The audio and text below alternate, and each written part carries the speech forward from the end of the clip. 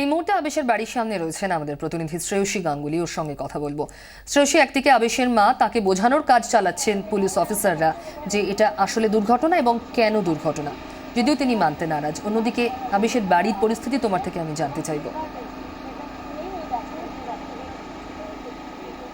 একেবারে দেখো, আবেশের বাড়ির সামনে এই মুহূর্তে আমরা দাঁড়িয়ে রয়েছি। তুমি দেখতে পাচ্ছ যে সেখানে এখনো কিন্তু আবেশের ছবির সামনে মোমবাতি জ্বালানো রয়েছে।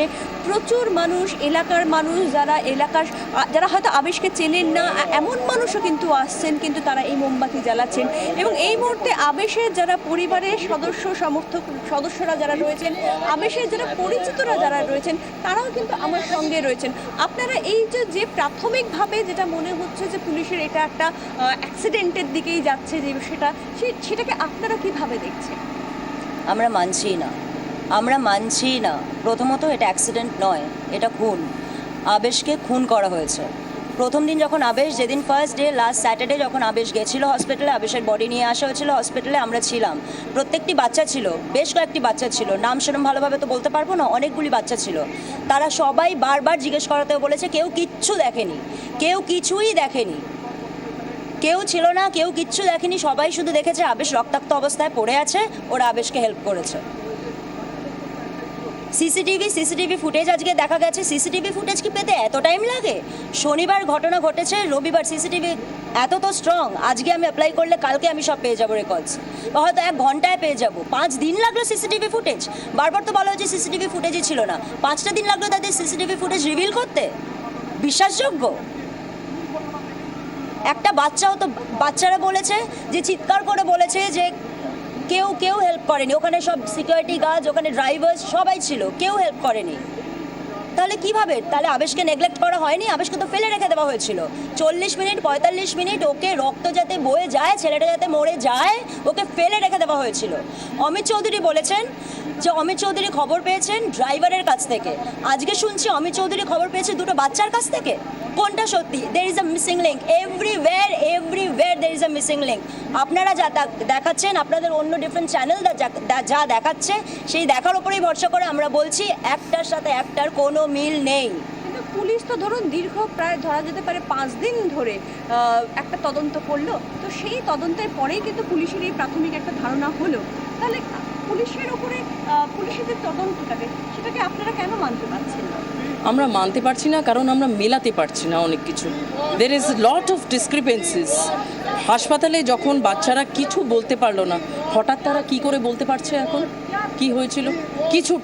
কিছু একটা অ্যাক্সিডেন্ট, আমার আজকে বন্ধুর অ্যাক্সিডেন্ট হলো, আমি হাসপাতালে বসে আছি, আমাকে যদি কেউ জিজ্ঞেস করে কি হয়েছিল, আমি বলবো না? তারা ভয় পাচ্ছিল। কি কারণে ভয় পাচ্ছিল তারা, সেটাই তো জানতে চাই। আমরা মিডিয়া থ্রু দিয়ে জানতে পারছি, ওখান দিয়ে জানতে পারছি যে অনেক ডেটা মুছে গেছে। কেন ডেটা মুছে গেল? কেন? যদি এটা অ্যাক্সিডেন্টই হয়, ডেটা মুছে গেল কেন? প্রাথমিকভাবে যে ডাক্তার আমাদের আবেশকে দেখেছিল, তিনি বলেছিলেন এই কাটটা প্রচণ্ড ডিপ, এবং টিভিতেও আমরা আলোচনায় অনেক বিশেষজ্ঞরা বলছেন এই ডিপ কাটটা কিছুতেই পড়ে গেলে হতে পারে না। একটা বোতল পড়ে গেলে পরে বোতলটা হয় সামনে পড়বে, নয় পিছনে পড়বে, এক্স্যাক্টলি এইখানে এসে ঢুকবে না। আচ্ছা, সিসিটিভি নাকি ঘোরানো ছিল, প্রথমে তাই বলা হয়েছিল, কিন্তু সিসিটিভি ফুটেজ এখন আমরা পাচ্ছি। সিসিটিভি ফুটেজ আজকে হঠাৎ আমরা পাচ্ছি। এবার সিসিটিভি ফুটেজে যেটা পাচ্ছি সেটা কিন্তু একটা ক্লিয়ার ফিগার নয়। আপনারা আমাদেরকে প্রুফ করে দিন যে ওটাই আবেশ। আমরা আমাদের আবেশকে চিনতে পারছি না ওই ফুটেজে। ওই ফুটেজটা অন্ধকার, ওই ফুটেজটা ইট ইজ নট ক্লিয়ার।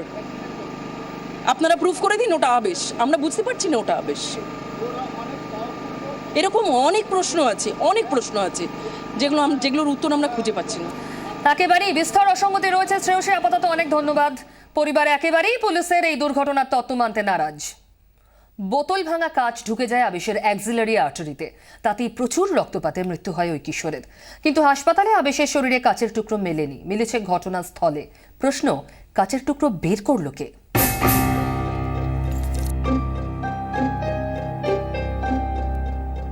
ময়না তদন্তের রিপোর্ট বলছে বেসামাল হয়ে সেদিন অসমান ঢালু জায়গায় পড়ে যায় আবেশ। বা বগলে থাকা বোতল পড়ে ভেঙে যায়।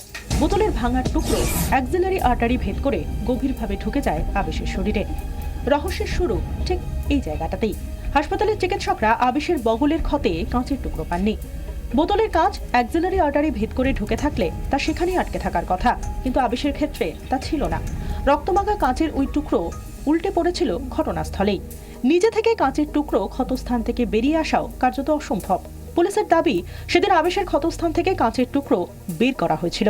চিকিৎসকরা বলছেন, কাঁচের টুকরো বের করার জেরেই আবেশের শরীর থেকে হু হু করে বেরোতে শুরু করে রক্ত, আর এতেই ত্বরান্বিত হয় মৃত্যু। ঢোকার সময় ওটা স্রেফ আর্টারির পাশ দিয়ে গিয়ে মাসলের কাছে গিয়ে ঢুকে গিয়ে লজ করেছিল, মাসল টাসল কেটেছে, সেখানে হয়তো খুব কম ব্লিডিং হচ্ছিল বা সেরকম সিভিয়ার ব্লিডিং হচ্ছিল না। কিন্তু উইথড্র করার সময় আবার টানার সময়, বিকজ এটা গ্লাস, ব্রোকেন গ্লাস খুব শার্প জিনিস, উইথড্র করার সময় এমনও হতে পারে যে উইথড্র করার সময়ই যে আর্টারিটা ছিল সেটা কিন্তু কেটে, মেজর আর্টারি কিন্তু কেটে গেছে। তখন কিন্তু সিভিয়ার টোরেন্সিয়াল ব্লিড হয়, কারণ যদি হয় আর্টারি বা মেজর আর্টারি ওরকম জায়গায় যেটা কাটেনি আগে, সেটা যদি কাটে আর তখন সামলানো যায় না। টেনে বের করার সময় যারা করেছেন তারা লে লোক কীরমভাবে করেছেন, হতে পারে না বলে তো বিজ্ঞানী কিছু হয় না, এভরিথিং ইজ পসিবল। আর ঠিক এই জায়গাটাই আরো বেশি করে ভাবাচ্ছে তদন্তকারীদের। উঠছে একাধিক প্রশ্ন। আবেশের শরীর থেকে ওই কাঁচের টুকরো কে বের করলো? পরিকল্পিতভাবেই কি কাঁচের টুকরো বের করা হয়, নাকি না বুঝেই তা করা হয়েছিল?